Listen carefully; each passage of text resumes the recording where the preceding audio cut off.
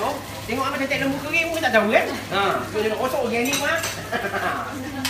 I think go India, we show this one, we take the Thai lembu semua, they don't know. Kan? Letak kunyit je, tak lembu kering. Lepas tu buat organik. So lah, kita panaskan sekali gempar-gempar. It's very wangi. So gempar ni kita ada bawang, semua bigus, cili, semua everything. Ya, gempar kari. So we are doing here mee curry. You can see that, ya, wangi. And then next thing kita masuk now, it's very easy, kita gunakan soya milk. Ya, tuang saya. So boleh tak kalau kita guna santan? Ya. For example, kita gunakan soya milk.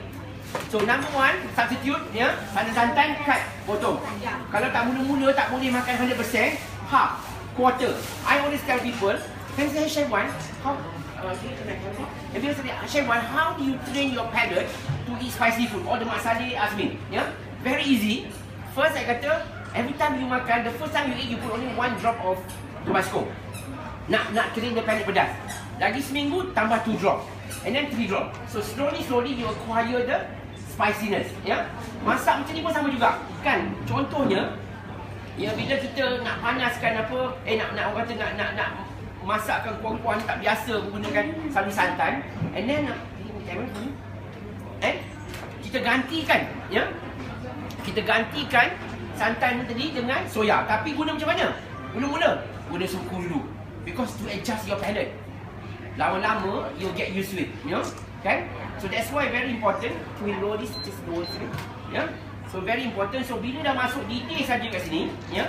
So next thing kita nak buat ni, kita masukkan, ya, number one, minyak lah kita guna. Number two, kita guna berbagai-bagai sayur. Also very important. You ambil air, ambil pula. So number one, you cut down your oil, usage of all your normal minyak biasa yang kolesterol tinggi by substituting all the oil juga. Number two, benda yang kalori tinggi, lemak, santan, fat, all that you substitute kan. Soya, macam-macam nowadays you, ya, available in the market. Boleh guna by cutting, mula-mula guna suku dulu. 3 suku santan, suku ni kan, setengah ni, setengah tu, and eventually you will get the taste.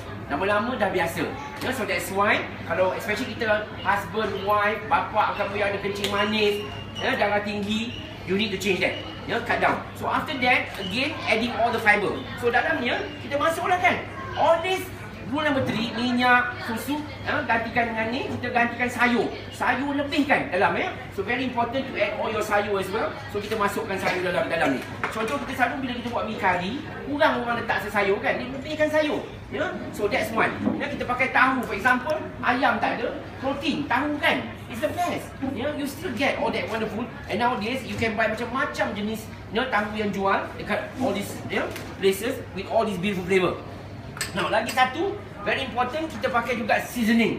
Ya, sini macam-macam ada yang organik kan. Tak payah benda-benda yang artificial lah. In terms of flavor, dia letak sikit, ya. Garam juga, ya. Kita ada nowadays all kinds of salt that you can buy, which, you know, brings a lot of flavor, delicious, that helps improve, ya. Ni. And lastly, of course, ya, kita guna noodle kita untuk laksa lah kan. So noodle kita macam-macam. Also guna fiber, ya, yang tinggi. Because hari ni, ya, boleh-boleh kadang-kadang nak guna buckwheat lah, ya, soba, Japanese. My God, jangan always nak makan mee curry, nak mie gandum biasa. But you can also play with many kinds of noodle as well.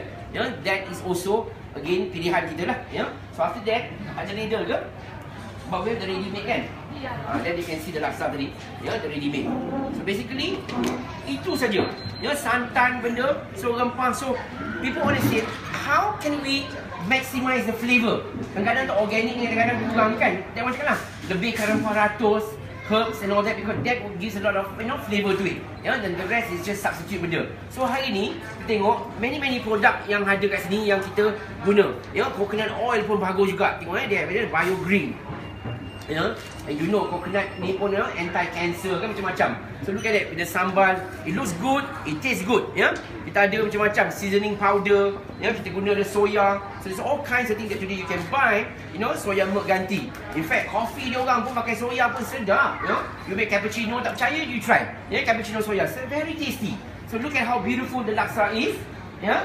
All nice, and then on top of that, you know, penuh dengan all the vegetable, tofu, and then kita also letak, ya, sayur green, and so beautifully presented.